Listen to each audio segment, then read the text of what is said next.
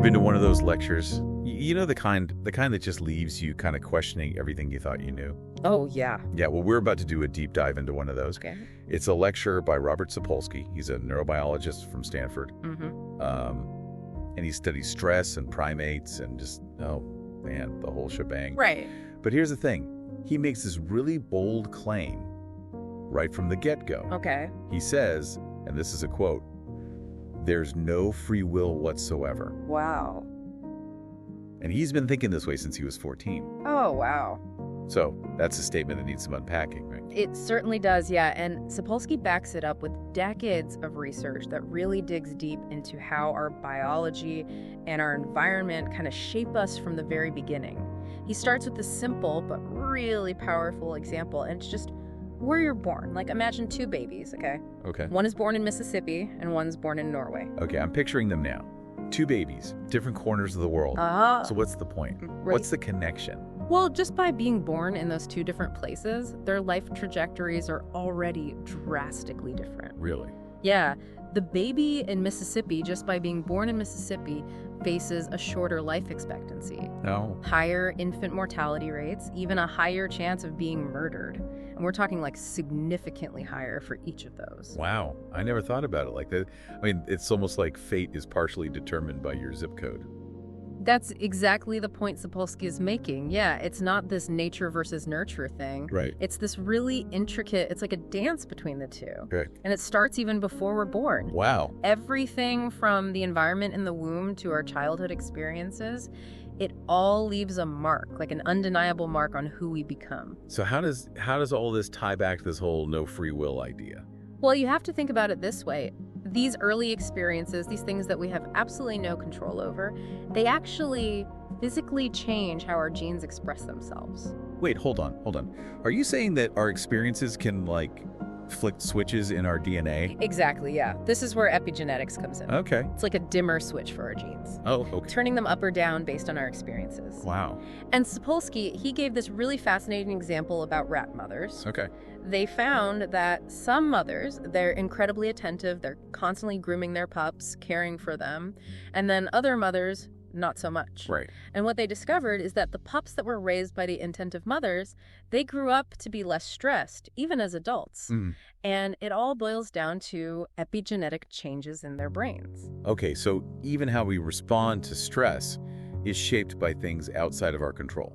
Precisely. And this extends even to the cultures we're raised in. Real. Even something as complex as culture is passed down in a way through these epigenetic changes. Hold on, are you saying that whether my great-great-grandparents were, like, farmers or fishermen could be influencing my brain today? In a way, yes. For example, collectivist cultures, like, those found in parts of Asia, Right. often have very different parenting styles compared to, say, more individualistic cultures, like here in the US. Okay. These subtle differences, like how quickly a baby is soothed when they cry, can actually lead to different brain wiring patterns. Wow. And get this, Sapolsky even talked about a study that found a link between ancient lifestyles, like whether they were hunter-gatherers or pastoralists, and the religious beliefs of their descendants hundreds of years later. Okay, now my mind is officially blown. So we're talking about layers upon layers of influence going way, way back, all shaping who we are before we even have a say in the matter. Exactly. And, we humans, we love to categorize and simplify. Right. But with something as complex as human behavior, it's never just one thing. It's this intricate web of biology, environment, and yes, even history, Right. all weaving together to create, me, the unique individuals we are. Yeah. And from what I understand, Sapolsky doesn't stop there. He goes on to talk about how even our brains themselves are constantly being shaped and molded by our experiences. Right, absolutely. He dives into this concept called neuroplasticity, Okay. which basically means our brains are constantly rewiring themselves. Yeah. In response to everything we encounter, every experience, every interaction, even every thought, it leaves a physical trace. Wow. Better or for worse. And this is where things start to get really, really interesting when we consider the concept of free will. So if our brains are constantly, like, being shaped by our experiences, where do things like adverse childhood experiences, or ACEs, fit into all of this? Right. I have a feeling this isn't about, like, scraped knees and playground squabbles. No, you're right. This is about the heavy stuff. Yeah. ACEs are really a measure of serious hardship. Okay. Things like abuse, neglect, Right. or having a parent with mental illness, substance abuse issues, that sort of thing. Right. And Sapolsky argues that these experiences, they can have a profound impact on our biology and our behavior even decades later. So the tougher your childhood, the higher your ACE score, and the greater the potential impact on your life, basically. Yeah. Unfortunately, yeah. Studies have shown a really strong correlation between high AC scores and a whole range of negative outcomes. Right. In adulthood, we're talking everything from physical health problems, like heart disease, autoimmune disorders, to, mental health challenges, depression, anxiety, addiction, the whole gamut. It's like our bodies hold on to those early traumas, even if our conscious minds have moved on, Yeah, and this is where genetics and environment really collide. Right. Sapolsky talks about how certain gene variants, Okay. often labeled as like risk genes, right? No. They're only truly, activated, so to speak, in the presence of significant environmental stressors, like those experienced in a high-ACE childhood. Got it. He uses the example of a gene variant linked to aggression. Okay. Having that particular gene doesn't automatically mean you're going to be an aggressive person. Right. But pair it with a childhood full of violence or neglect, Yeah. and the likelihood of that gene expressing itself increases dramatically. It's like those early experiences, they create this kind of vulnerability, a predisposition that might never be realized under different circumstances. Absolutely, yeah. And as if navigating childhood trauma wasn't challenging enough, Right. then you throw adolescence into the mix. Yeah. Right. Oh, yeah. Remember those teenage years? The mood swings, Oh, the impulsivity, the feeling that, your emotions are on a roller coaster that you just can't get off of. Yep. Sapolsky has a neurological explanation for that, too. Okay, let me guess. It's not just hormones? Right. Although I vividly remember those playing a starring role. Oh, yeah. Hormones are definitely part of the equation, but it goes deeper than that. During adolescence, the brain is still under construction. Okay. Specifically, the prefrontal cortex, which is responsible for impulse control, planning, long-term thinking, it's lagging behind other brain regions. Okay. Like the nucleus accumbens, which is all about pleasure and reward seeking. Oh, so basically our, let's go party center is an overdrive, but think of the consequences. Center hasn't quite caught up yet. That is a great way to put it, yeah. It's no wonder teenagers are often impulsive and risk-taking. Right? Their brains are literally wired that way. And yes, hormones, they just add fuel to the fire. Right. Sapolsky reminds us that we are awash in a sea of hormones. Right. That are constantly influencing our thoughts, our emotions, our behaviors. Okay, so tell me more about these hormonal hijinks. I need to know what was going on in my teenage brain. Well, let's start with oxytocin, often called the love hormone. Okay, yeah. Right. And we tend to think of oxytocin as this feel-good cuddle chemical. Right. But it's actually much more complex than that. Right. Sure, oxytocin promotes bonding and those sorts of things. Right. But it's very much in-group focused. What does that mean? So it strengthens our connections to those that we perceive as part of our tribe, our family, our team. Oh, okay. But it can also make us more suspicious or even hostile toward those that we perceive as outsiders. So the love hormone can actually fuel, us versus them thinking. Exactly, yeah. And then there's testosterone, which also plays a role in social behavior. Right. Studies have shown that even slight fluctuations in testosterone levels can impact how we perceive threats. Oh, interesting. Yeah, so if my testosterone is up, a neutral face suddenly looks like it wants to pick a fight. well, it's not quite that simple, but Okay. higher testosterone levels have been linked to increased activity in brain regions associated with, fear and aggression. Okay. So it's like our biology is kind of priming us to be more reactive in certain situations. Interesting, okay. The key takeaway here is that our hormones, much like our genes in our early experiences, Yeah. they exert a really powerful influence on our behavior, It's okay. often without us even realizing it.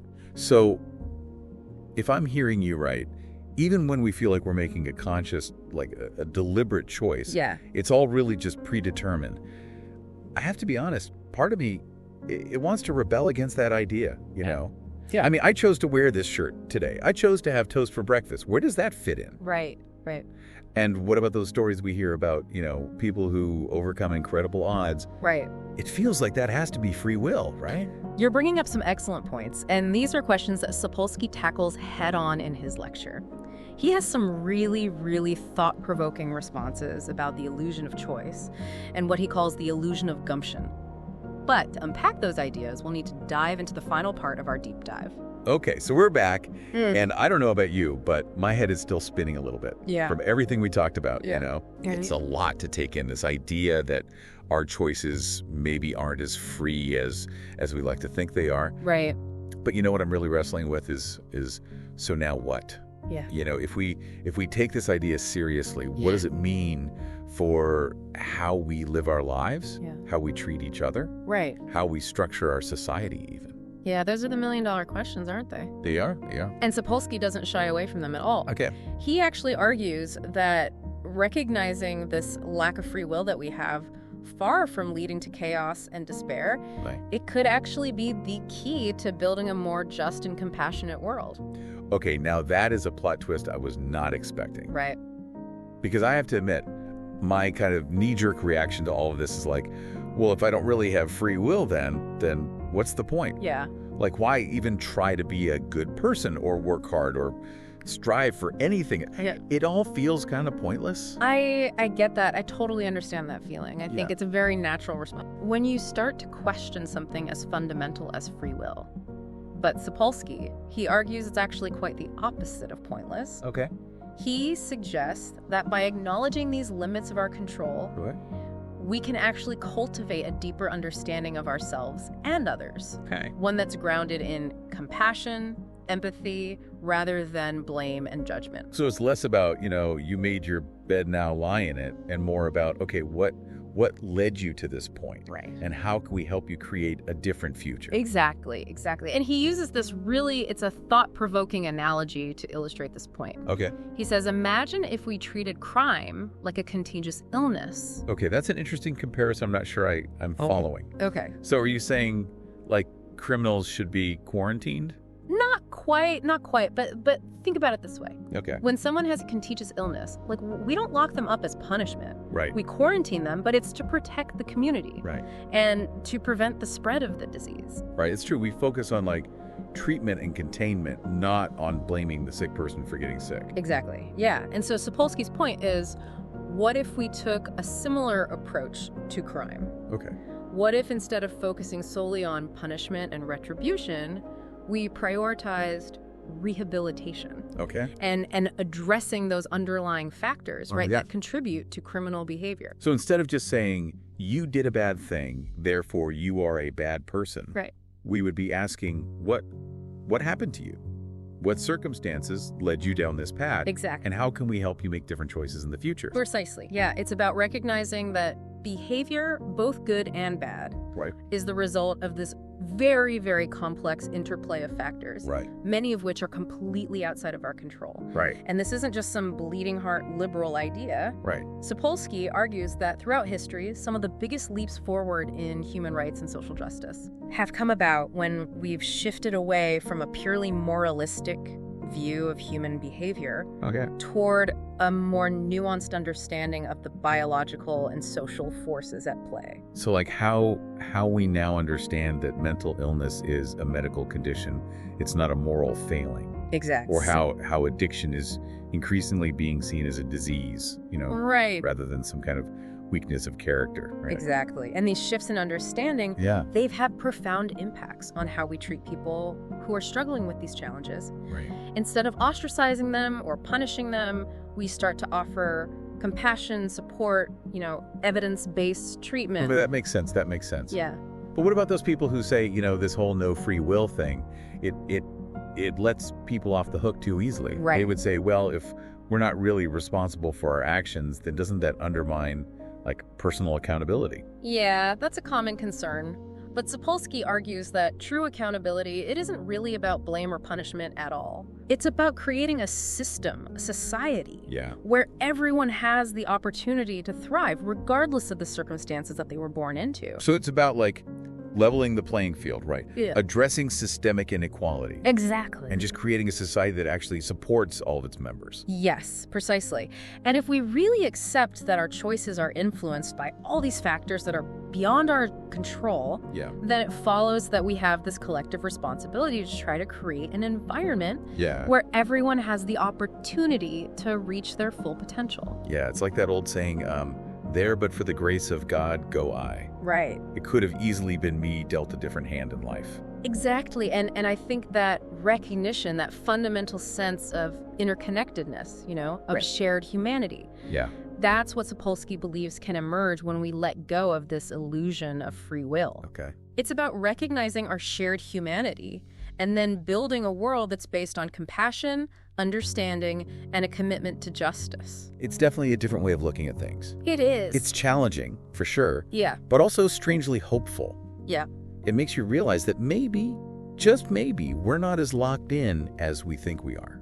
Yeah. That even if our choices aren't totally free, we still have the power to create a better future. Well said. I love that. It's about shifting our focus from individual blame and responsibility to a more collective sense of purpose and possibility. This deep dive has certainly given me a lot to think about. If any of this resonated with you, if it sparked even a fraction of the questions and reflections it did for us, here's something to chew on. What if Sapolsky is right, that each layer of supposed free will we peel back reveals a deeper layer of kindness and compassion? What does that say about who we are as human beings, and what kind of world could we create if we embrace that understanding fully? Until next time, keep those minds open and keep diving deeper.